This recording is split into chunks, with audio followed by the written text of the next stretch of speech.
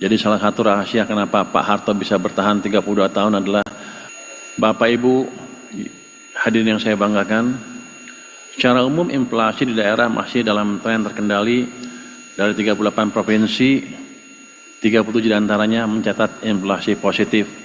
Hanya Maluku Utara yang mengalami sedikit deflasi. Kalau kita lihat, 25 provinsi sudah berada dalam rentang target nasional, artinya pengendalian harga di daerah berjalan cukup baik. Saya ingin cerita sedikit kenapa inflasi itu penting. Yang pertama, inflasi itu bisa menjaga stabilitas sosial politik.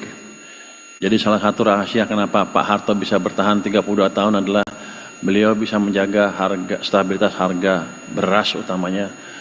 Yang lain akan ikut harga beras. Jadi inflasi ini amat penting sekali juga untuk meningkatkan popularitas pemimpin daerah. Kalau di daerahnya harganya nggak terkendali, pasti nanti ke depannya kalau ada pemilu nggak kepilih lagi. Kalau bapak-bapak ibu bisa mengendalikan harga di daerah, hampir pasti bisa kepilih lagi tanpa embel-embel yang lain ya.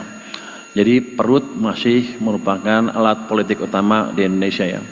Itu yang pertama.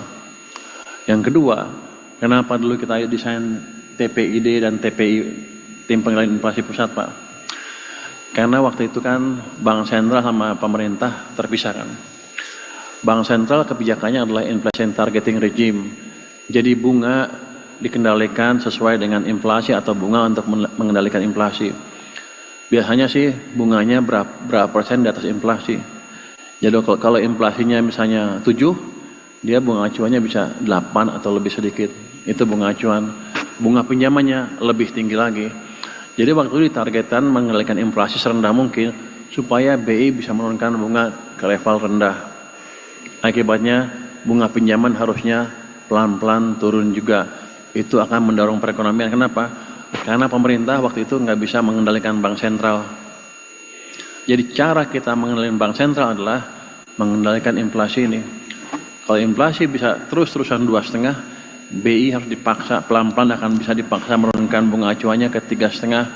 Harusnya bunga pinjaman juga turun mungkin ke 7 atau lebih rendah lagi. Kalau itu yang terjadi maka ekonomi kita bisa tumbuh lebih cepat lagi atau paling nggak bisa bersaing dengan negara lain.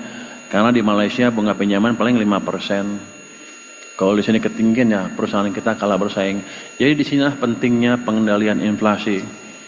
Selain tadi harga, perut dan lain-lain, tapi kita ingin meningkatkan daya saing ekonomi kita dibanding dengan ekonomi negara-negara tetangga kita. Jadi TPID itu seperti nggak penting, tapi sebenarnya amat penting sekali. Keterjangkauan harga di berbagai wilayah juga membaik karena pasokan lancar dan distribusi antar daerah semakin efisien. Kerjasama perdagangan antar daerah terbukti jadi faktor penting. Daerah yang aktif membangun jaringan pasokan lintas wilayah, inflasinya jauh lebih stabil. Tapi kita tidak boleh lengah. Tekanan harga pangan dan energi bisa datang kapan saja, terutama menjelang akhir tahun atau musim tanam baru.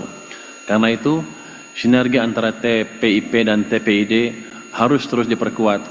Kita perlu kebijakan yang terukur dan responsif, bukan hanya menjaga harga, tapi juga memastikan ketersediaan barang dan kelancaran distribusi. Jadi tugas kita sekarang bukan hanya menahan inflasi tetap rendah, tetapi juga menjaga stabilitas harga dan pasokan secara berkelanjutan.